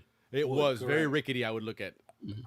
In fact, I think, wasn't it John Huston or one of these guys chimed in one time and said that back in the day when you had those parties at the Tivoli, that building was rocking because it was all wood, man. Well, I know they closed it because of the termite. That's the reason why they got rid of it. They just Well, I'm sure. Yeah. Absolutely. So. Oh, so that's the condition it's in nowadays, huh? Yeah, it doesn't look great. When I was there in 2023, we walked by there. We drove by there, and it looked like it was in pretty bad shape. Okay. Yeah, interesting. It needs some love. Yeah, definitely. It was an iconic hotel. Remember that? Oh yeah, sure. Oh yeah. Back in the day. It was beautiful inside. The ballroom area was beautiful. Interesting. Yeah, that would be So that would be a New cool thing to get some Cristobal. history on it. That area would be known as New Cristobal. Yes, that was called New Cristobal at that time. Yep. Okay, and so how much of this, because it was still Cologne as well, right? Or was all of this New Cristobal? That was it's hard. But actually, the best way to figure that out is, can you show just a street name view on your deal there? Yeah. I was looking at this the other night after you mentioned about Cologne, and so show the street names. Can you zoom it down to where it shows the actual names of the streets? Well, remember, and keep in mind that some of these may have changed, to Panamanian names now. Well, that's what I'm getting at here, is that the New Cristobal area had names, whereas the Cologne area were all just street numbers. Oh, look at that. You're right. Look at right here. You can see it. Yeah, 7th. Well, that one has, okay, so it looks like there were probably some intersections in there and all that, but yeah. Okay, interesting. Yeah. So that area from the water on back, for the most part, would have been New Cristobal up to a point. Okay. The high school, if you look to the right where that green area is, there's almost looks like there's like a little hook down there. Okay, De Lesseps and what's the name of the other street? Portobello? No, but it's near there though. There's you got De Lesseps is this cross street, and then you have Monterrey. Right there. Okay, yeah, where you that right there where you're clicked on your pointer is right now. Okay, that's where the high school was. Okay, why it doesn't show up? So it says that there's a school there right now. It says. Yep. Oh, that's Cristobal. That's you can see the campus. Yes. Right. In 1958, when Cristobal moved. Okay. To Cocosolo, Panama was given this, and then at that time a high school moved in there, a Panamanian high school. It later, I think it was 1968, turned into a college, and that's what it is now. It's a college. Okay, and that's it right here. Yep. Okay. Yep. And it's changed a little bit. They've added on to it a little bit. Sure. you know. And if you look at the top of the building there, this is from a historical reference, at least. Right. In the very center of it, looks like a little box, kind of white, in the very top of the roof there. Yeah. That's where the bell tower was. Oh yeah, I've heard And of that. if you go to the Canal Zone reunion, they usually bring the Cristobal bell. That bell came from that school. Okay. Oh, right. Become the traveling bell. Yep. Yes. That's cool. All right, and then we can get a different perspective of the Hotel Washington here. And there it is. And this pool, which is what it has now, but back in the day, the original pool was part of the Caribbean, wasn't it? Yeah, I believe so. I believe it was like a yeah, I believe so. Yes. It's sectioned off there, but that was the hangout for Americans, you know, that were of any kind of rank, I guess, in the zone and building the canal at that time. Right. And you tell me, look on the top of that Hotel Washington building. Does that look like solar panels to you? It sure does. Yeah, I think that's what that is. That's obviously new. Yeah, because it's only on one side, so it would make sense. Mm-hmm. You know, that's something that's been added on, but interesting. And of course, you got a lot more buildings here, which back in the day, you'd have to check them out and look. So interesting. So now let me ask you this then. We're looking at this view here, and what is... Let me get the perspective right, because we're kind of upside down here. But reset to north. Let's go that way. There we go. All right. So where is Manzanillo Island on here? I'm not sure. I believe it's actually where Cologne is. Okay, that's what I thought. So see, that used to be that area down here. If you look, that area where Cristobal, where the below where the piers are there and all that stuff, that whole area there, that used to be water. That was an actual island, and that's all been filled in. Okay, that's all land that's been filled in there. This that comes through here, and part of this is fill in as well. So that probably correct. Came in like this, and then it went around this way. So that truly was an island there. Yep, it was truly an island. Yep, interesting. So that's the free zone. What we're looking at there on the bottom. This here. Cologne. Yeah, that's the free zone. Correct. Area. Yep. So that's part of the free zone there. Wow. Okay. Hey, it's not that big. I thought it'd be not bigger. really. Interesting. Well, they're expanding. They're getting bigger. Yeah. Oh well, certainly. Well, and now finally this airport is getting some love after a long time. Is it? Where's that? Is that this? Is it right here? No. It's right there by it's right next to. Right there. There you go. Yeah, they're going to turn that into a big logistics airport now as well. That's what I hear. Cargo flights out of there. Mm-hmm. So, DHL is the one that's doing all the investing there. Yeah, that should be interesting to see how that works. As well as Howard. I mean, DHL is big in Howard as well. Correct. Well, and they've had a presence in Tocumen for many, many years. They have quite a. In fact, I think that's their hub. From there going to South America, for a lot of DHL stuff is Tocumen. But Willie, I think Manzanillo is that one island that we were just talking about that was probably filled in, because that looks like where that new port's going to go, and that's where that. So if you open it, well, actually, if you go up, so go to your right a little bit, and then go straight up. That right there, where where Isle Margarita was, Fort Randolph. They started doing before. Mm-hmm. Yep, that's all. Right there's the port. They're going to expand all into that there. Yes. That's it right there. So yes, a Chinese company did have the concession, but they never developed it. Then they lost the concession, and now beginning of next year, in a couple of months, actually, is the bid. So we'll have a new operator. And you think about that from a logistical standpoint, how easy and convenient from anywhere here, you're right here, and here's where you're loading onto a cargo plane and flying off to South America. Really makes for opening up trade so much more in Panama. It should. It should. I hate to skip around, guys, but how about the railroad? Where does the railroad end? Like, how would the railroad feed into that new port area? Like, where is the railroad? I guess we got to find it first. Yeah, we got to find it. Sorry, Vermeil. It's okay. No, it's all right. You are our expert on the Atlantic side. No. Willie and I, we know how to get to the football field. Be careful when you use that word expert. Well, more expert than us. How's that? So this, I'm assuming this line here that we're looking at. That's the railroad there. Yes. Yes, the railroad. There, and it goes. Here, it starts to, obviously it's still going. And there's. Yep. Oh, yeah, it keeps. It goes. My understanding is that it does go up to France Field. Okay. but I don't know how though. Yeah. Well, here's a rail line here, still going.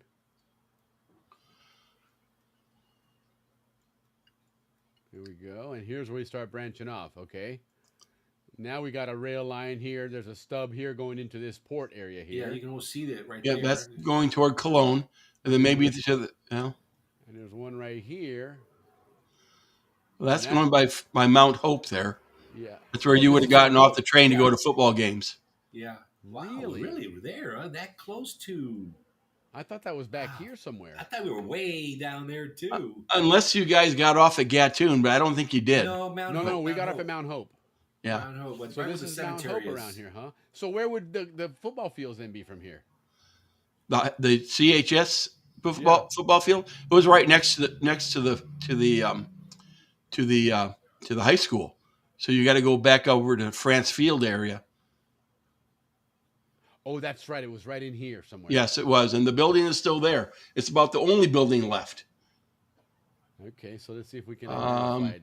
Let's see if we can spot it here. Okay, I see it. That let's see. It's almost in the center of your screen, and it's kind of that red clay area there with that right there. There it is. Yep. That's the old high school. Wow. So the football field was right here. The football field it was right in front of it. Yep. Right there. There was a pool right here. The football field right there. Yes. Exactly. Oh my goodness. So Isn't that crazy? Yeah, it is. I know. Wow, that's hilarious. I spent a lot of time in that pool. Yeah, Canals was just going to turn into one big logistic hub. Yeah, it definitely we is. can save more towns, but it doesn't look like it. No. And that's really what the canal zone is it's the operational areas for the canal. Yeah. As far as the country of Panama goes now. Yep. You know. Yeah, look at and mostly Balboa commercial, Port. very little residential. Mm-hmm. Yeah. You know.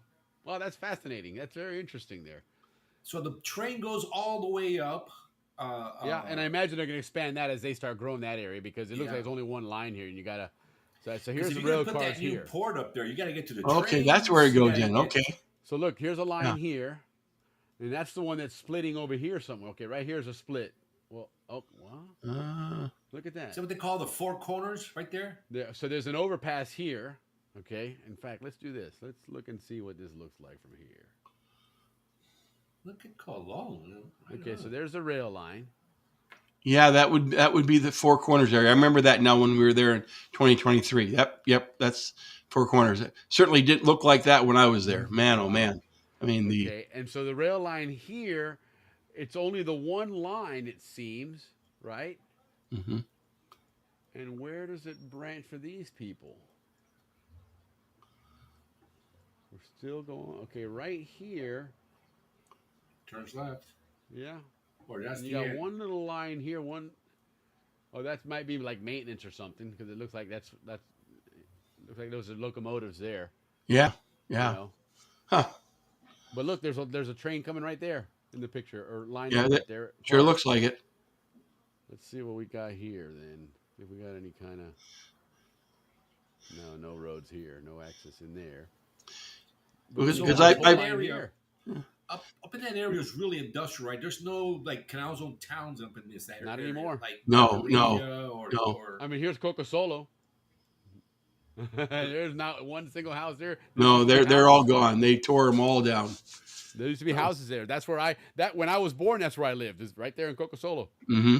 Yeah. It wasn't very big. If you had to guesstimate, how many homes were in Coco Solo? Oh, I don't know. Maybe 100. Yeah, maybe. Right? Yeah. The thing about the homes there, though, granted, I realize you were young when you were there, but the thing about so I swear those things that they were made so that they could withstand bombs being dropped on them. The walls were so thick on those buildings. Right. You know, the I high school also. In Barnaby were like that. Yeah, the high school also was like that. Very thick walls. Yeah. That's very true. I remember the big row of houses on Barnaby and El Prado. You know, those big four family big housing units with the red roofs. Those walls were. God, even inside. Remember, you had that what you call it, a foyer area for your front door. Yep. And I mean, and that was long, but you had those walls with the openings there, and that wall had to be damn near eight inches thick. I think so. Yeah. Or Well, more, the yeah, thing this is, is the like houses 12, look huge from the outside, Yeah. but when you went inside, was it a wasn't tight quite as fit. big as you thought it was. Right. I grew up in those houses. Yeah. That's cool, man. That's amazing. So this all went away. I wonder when this all started to go away. Because obviously it's been a long time for us now, but Well- and you guys started going first in the Atlantic side. Yeah. Well, I believe the last class at Cristobal was 95. Okay. So, and I think at that point is when things really started to change. Sure. That's when we finally, that's when the base is over there. Because and I could be wrong about this, but I think really the kids that were going to the high school there at that point were pretty much all military. I would think so. Fort Davis, was still active, I believe, up until pretty close to the end there. And so I could be wrong about that, but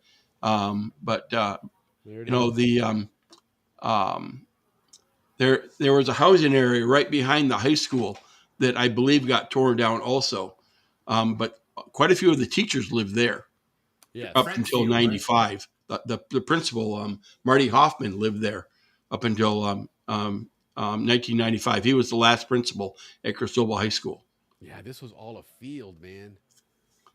Because remember, the visiting benches were on this side of the field there, and there was nothing but, God, I remember there was sand fleas there. God, when you sat on a bench over there, oh my God, it was awful, man. You went out of there just itching like nobody's business. Man. Do you remember when you got off when you went there, took a bus from the train? Correct. You went down it was called Randolph Avenue, and when you got off Randolph Avenue, you were actually on the taxiway for the old float planes. It was a huge wide road. Yes, that's right. Yes. Okay. Right next to that, right that corner right there, was a huge test building. What that building was that's where they tested engines during when it was an active base.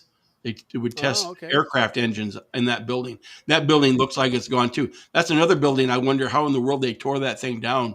I don't know how much dynamite they needed for it. I mean, it was a massive structure. Yeah, that's interesting. How about like the bases? We know what Fort Sherman is. Like, where is Fort Gulick? Mm-hmm. Well, because we know Fort Sherman's up there in the top left. Right. Okay. So you got to get down where Margarita is there. So go down a little. You go in a little bit, a little more. Okay. So, I lost my reference here. So this is Four Corners right here. Okay. Yeah. So go down. Okay. Okay. Now we're close. Okay. So, Margarita is on the left-hand side there. Yeah. Okay. The left, right. Okay. Yeah. Right. Go straight down now. Well, down though, not up. Yeah. I think. Right there. That's Margarita. This area right here. So that area should be Margarita, I Balboa believe. Of the Pacific, right? Yeah, because look, it says right here. Look, Parroquia Sagrada Familia de Margarita. Yep, there we go. Yep, and then if you go further down, straight down, okay, you will hit Gulick. So Gulick is right there. That next community, that's kind of right there where your cursor is. That's the Gulick area. Okay, and then this is Espinar. I remember Espinar. I remember that name. Espinar was another base. Yeah. Oh, I'm sorry. You're right. This is Gulick, where you're at right now. Okay, that's Gulick. Okay. I'm sorry. I had the wrong. Yeah. So Margarita is expanded. I forgot about that. That's what that other area is a whole expansion of Margarita. Yeah. Phase 2. Guys, Margarita was like the Balboa of the Atlantic side. Correct. Yeah, and actually, it was the big town. Okay. If it hadn't been, they were back in the late 30s and 40s. They were looking to build additional locks like they've done now. I'm sure they would have been much different, but Margarita was constructed for those construction workers. That's where it started. Up until that time, it was not a city. It was actually it was a pig farm. I mean, that was the only thing that was there was a pig farm. Interesting. And then so they started building there. And then when they abandoned the idea of the locks, Right. They started doing that negotiations I talked about, the Treaty of 1955 Yeah. that kicked us out of New Cristobal. Sure. And when they did that, they realized they had to put all these Americans someplace, and All right. Margarita was it. Everybody moved to Margarita and or Okay. Coca Solo, because we had just acquired Coca Solo by that time also. You know, it's interesting if you look at it now from looking at the map here, right? This is what you could consider then the general Atlantic side area. Yep. Right. And Margarita, the new phase 2, if you want to call it that, was and Gulick was the southern part of the Atlantic side area. Right. But yet the canal itself was even further south. Yeah. Well, Right. Gatun. Yeah. You know, versus in Balboa, where the canal itself was Right there, yeah. it was, although I guess it was bigger area, but it was stretched out a little bit more because it stretched all the way to Gamboa. But it seems like more of the Atlantic side was just north of the canal itself. And now Gatun area itself was then what, this area here?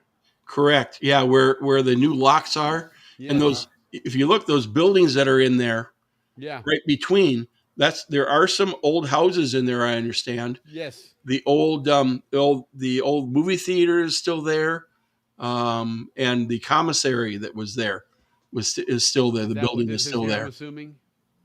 Yeah, this one no, over those here? those buildings with the green roofs to your right. They almost got done in it. No, not go further to your right. Right now, go these up here. right there. Those buildings right there along the locks. That's where the theater and the commissary were, and the pool was there too. And it looks like that's gone. Okay, and there's a Gatun gym, it says right here. Mhm. So Yep. so this of course was not here. This is the new lock. Oh no, that was not there at all. That was all the Gatun community right there. They got rid of all that. I was going to say, because this is an awfully tiny community here, but the bulk of it was right here then. Oh yeah, a lot of it was right there. Yep. Okay. Yep. Wow. And I tell you, if you zoom in a little bit further in between the locks, okay, zoom in. Okay, a little bit more. Okay, now go down just a little bit. Right, stop right there. All those greenhouse buildings right there, those are old houses, and you see there's 2 houses on the very kind of the bottom left there. These 2 here. Those were coveted houses. Pilots usually got those houses because you had the best view of the lake from those houses. Sure. You can tell, yeah. Sure, and it probably wasn't industrialized like this is now. And that's where we would board the cayucos right there. We're looking down from those 2 houses for the lake. The second, right here, second day right there. That's where the boat launch was. Yep. Okay. That's where my dad and I usually put our boat in all the time. Yep. Now, so is this up on a hill? Yes, it is. Okay. Yep. Wow. Yep. Yeah, that would be a coveted area for sure. Oh, that's fascinating. I gotta find some old maps that have good definition and start working on create overlays for these, because then you can really appreciate. That'd be cool. Yeah, that would be How cool. about the yacht club? What was your yacht club? The Cristobal Yacht Club. You'd have to go back up to. Huh? What's that? What was the one that you guys would all party at? Was it the Cristobal? Oh, okay. So I was not a huge partier. Okay. And neither were my parents, for that matter. So we didn't. I didn't do a lot of that, to be honest with you. But as far as the yacht club is concerned, if you go back up to Cologne, okay. Actually, the Cristobal area. So you're close. Zoom in a little bit more. It's probably gone now, but sure. But if a little bit more, now go to your right just a little bit. You see those tanks there? Go to your right. Okay. That body of water you see right there. This little inlet here. That whole area right there. Yeah. That's where the French were going to put their canal through. Okay. Yes. Right. That's all excavation from the French. Right. So, but there's, how do I explain this? In where you were there, right there looks like a little bit of an inlet, kind of like a, I don't know, like a little arrow with water right there on the bottom. No, up a little bit, right there, and then. Okay, now go to your right a little bit. Nope. Right, right, the other way. Right. I know it's backwards, isn't it, when you're doing it on the Yeah, it's backwards. a little bit further. Okay, right there. This. That area right there, that's where the yacht club was. Oh, okay. It Kind of was industrial. nothing like the Balboa Yacht Club as far as it was a single story Views. building. There Yeah. were some there at that time there were But none of this was here, all this paving and stuff. oh no, not most of that was not there, no. That's all changed there now. That looks like I'm not sure what that almost looks, tell me if I'm wrong. That almost looked like tugboat sitting there. I Almost. could be. Yeah. See what I'm saying? for Yeah. sure. Those are Yeah, tugboats. that wasn't. I don't remember that at all, like that. But anyways, people would park their sailboats there. There was a place to park your sailboats, just like over at the Balboa Yacht Club, place to park Cool. boats. And so yeah, but I know that's all changed now. Interesting. If I had been thinking about it when we went back in 2023, I probably could have gotten our guide to try to run down there and find out. Right? Take a picture or two, but yeah, So that's the yacht club. our guide, Joe Paulson, when I was down there, his mom was a friend from high school. Okay. Anyways, when we were down in Cologne, I could tell, man, he wanted to get in and out of there as quickly as he could. He didn't want to waste any time there. Although he did stop, it was funny. He had me stop. He got out and he said, "I'll be right back." He didn't tell me what he was doing. Okay, I'll be right back. He said, "Just drive around the block a few times. I'll be back. I'll catch you." Oh, great. Okay, so I'm doing this. He comes back. He's got this big bag of meat bread that he got for us. Right on. You're like, heck yeah.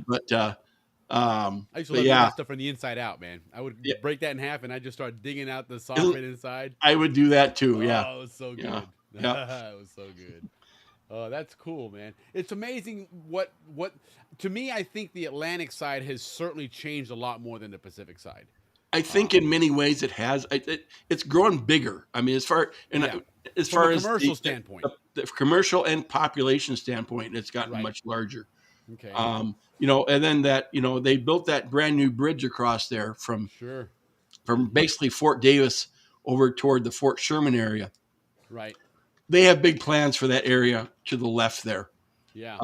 I think you're going to see a lot of building going on in there in the future. Well, that's what we were talking about last week, and that's what Ricky mentioned briefly, that there's going to be a highway on the West Bank now going all the way down south, which everything has always been on the East Bank of the canal for whatever reason. Nothing's really been on the West Bank, just few and far between. Really on the extremes, Fort San Lorenzo, Fort Sherman, and then on our end was pretty much just Rodman. But between Rodman and Fort Sherman, there was not a whole lot. Yeah. The biggest change that I saw from my own perspective was that one of our favorite, when I was growing up down there, one of our favorite places we would go and have a picnic out at Fort San Lorenzo.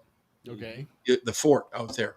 Right. And I need to send you some pictures, but in any case, good for the next one.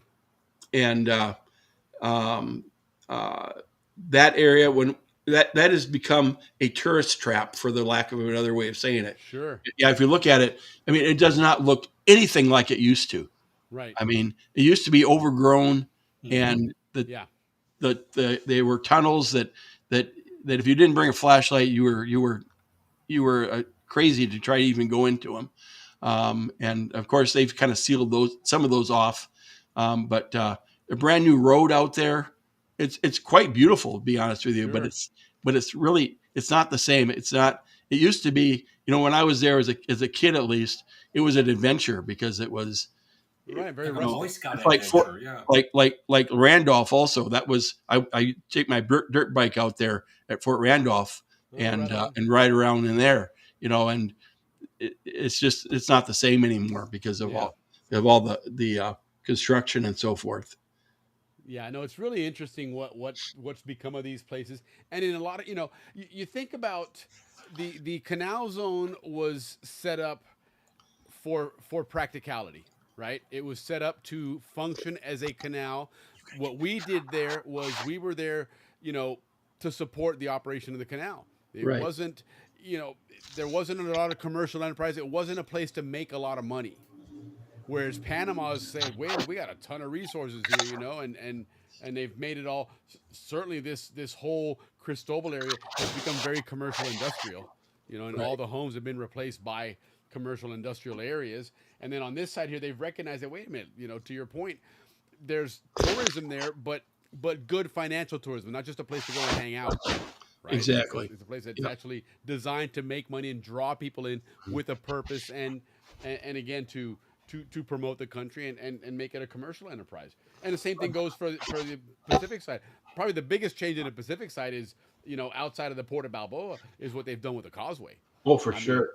The causeway was our personal party hangout for Zonians. You know, there was nothing else out there. Yeah, I mean, this is incredible. There's hundreds of millions of dollars there now, and back then there was. Towards the end, there was a beer stand that was open like on Saturdays. That was about it. You know? I mean, you had Amador Beach, but that was it. Other than that, there was very much a rustic area. But again, its design was, you know, this was a breakwater for the currents to keep the canal operating. These were defensive islands for, you know, military. And then, of course, they put a beach in there, but that was it. There was none of this other stuff here, none of the commercial opportunity that Panama has since discovered. And you know, good for them, man. I mean, it's their country. They've done well with it, man. You know, when I was down there, and I applaud them for the work they're doing, because I think they're trying to solve this problem. But the biggest problem when I was there in 2023 was the traffic. Yes. Holy cow! I mean, it just you couldn't get anywhere. I mean, it was just, you know. You better lay out some time to get anywhere, because that's how it was. Yeah, I can't imagine working in Tocumen Airport. Like when I back in the day, it had to be a 2-hour commute. I mean, that's incredible, you know. Exactly. Yeah, that's just absolutely. But that area around Balboa was just crazy every time, because we stayed out on the causeway when I was there. We stayed in a condo that was out there on the causeway. Yeah, and nice. Getting away from the causeway anywhere, you had to go through Balboa. Yeah. You know, and it just was just crazy. The road was so screwed up there. And hopefully that new bridge will help alleviate that. That's what they're trying to do. That's kind of the idea. And plus, you know, as they develop more of that area commercially, you're going to have less of those people coming to the East Bank to work. Because right now the West Bank is residential. Right, you have all the way to Arahan and Chorrera, but everything there is pretty much you're living there. You know, the work and the jobs, the factories, the business, everything is on the East Bank in Panama City, Balboa, etc. You know, you start building that side up, and pretty soon people don't have to drive across to work; they'll stay over there. Right. You know, but well, that's really cool, man. Listen, Vern, this was awesome. I'm glad you came on again. Thank you so much. It was kind of, we threw it in the last second, but it did give us some ideas of again, where things are going to, and again, open up our eyes as to how much of that Atlantic side is changing. Introducing the rest of us Zonians to the Atlantic side, because truly we are lost. We have no idea. Maybe I'm saying we, as probably too many of us, but a lot of us have no idea where towns are or any of this stuff. That's why we ask you these basic questions, because we're truly interested, and I'm sure our viewers would love to know more about it's cool. Atlantic it's cool side. to have the Atlantic side, you know. I wish we would get a few more like Atlantic siders on here, just so that. Well, and next one we'll promote it ahead of time and get on the Atlantic side pages and actually start asking them questions, and you know, as they start engaging through the chats, they're more likely to tune in and carry the conversation onto the show as well. So, but and you're free to invite whoever you want to invite on to come on with you. And I have invited a few. We'll see what happens. Awesome. You guys can. So you guys can banter about the Atlantic side and you know, really inform us of what you guys want to teach us about the Atlantic side. Yeah. No, absolutely. You know, Will, one thing, and you let me know when you think you might want to do this, and I will do my best to get this gentleman to come on. But Ed Tanner, his father worked on the Sturgis, which was which was the nuclear powered ship that was in there, the power plant that was there. Absolutely. And I bet you could have a whole show with him. Yes. That would be fantastic. You would have really good information. That. Yeah, my dad was telling me one story that the Canal Zone police had to train on that ship because of the massive security needs that they had on Sure. there because That of makes the sense. nuclear, plant and everything.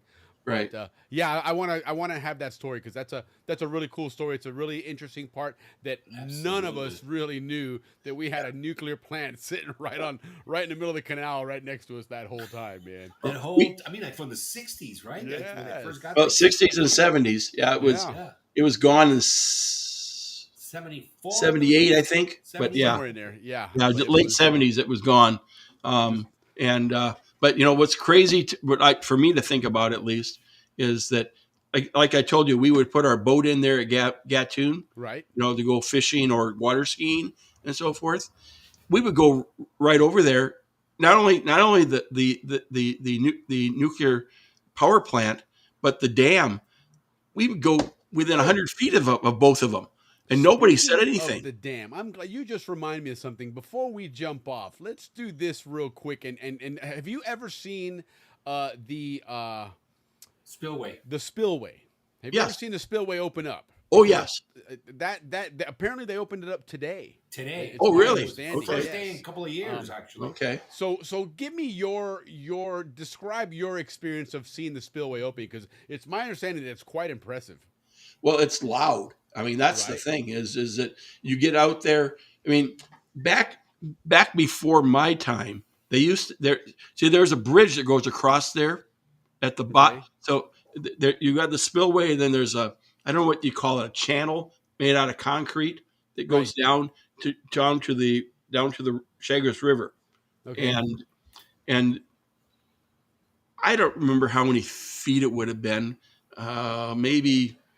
Maybe 500, 600 feet away from the face of the dam was a bridge that went across, and that would get you over the Tarpon Club and other areas on the other side. And according to what I was told, at least, is that you could go and you could actually stand on the bridge when they released that water, and the water would be gurning right underneath you. And they said that you could feel that bridge move from that water. Now, when I was there, they always blocked that off. Right. You couldn't do that anymore. Well, here's one, and I believe that David Cohen is the one that filmed this today. Yeah. It's impressive. Yeah, check this out. Here we go. Right, that's 13 gates open. Gate number 10, no, gate number 11, 12.